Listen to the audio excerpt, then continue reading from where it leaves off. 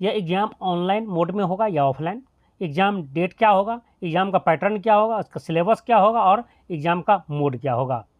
इन सभी पॉइंट्स पर हम आज बात करेंगे। तो चलिए हम पहले इस नोटिस के बारे में जो ऑफिशियल साइट पर अपलोड है उनके बारे में देखते हैं, उसमें उसका क्या अपडेट है। Hello friends, welcome to BPSC दर्पण।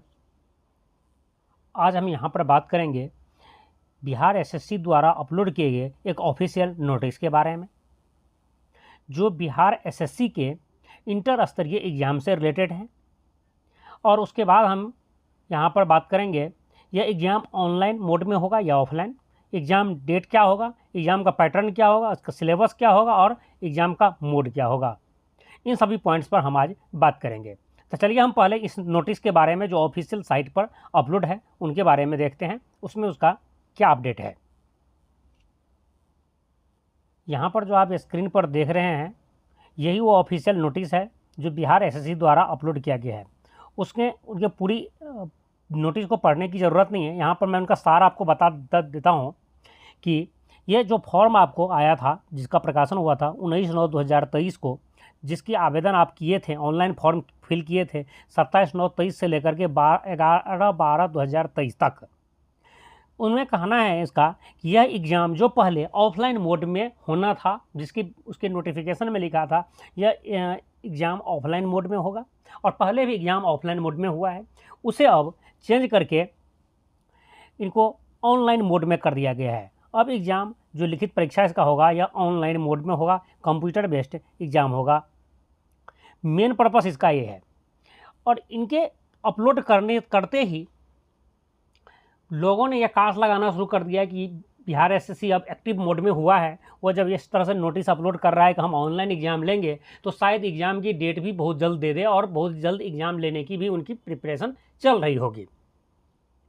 और मैं बता दूं आप लोगों को, ये बात सच है, उनके एग्ज़ाम कंडक्ट करवाने की प्रोसेस उन्होंने शुरू कर दिया है। इसका अभी जो रिसेंट सबसे पहले एग्ज़ाम होगा वह एग्ज़ाम यही होना है, बिहार एसएससी का इंटर स्तरीय एग्ज़ाम जो कंडक्ट करवाएगा। साथ ही वह सीजीएल का फॉर्म भी अपलोड करेंगे।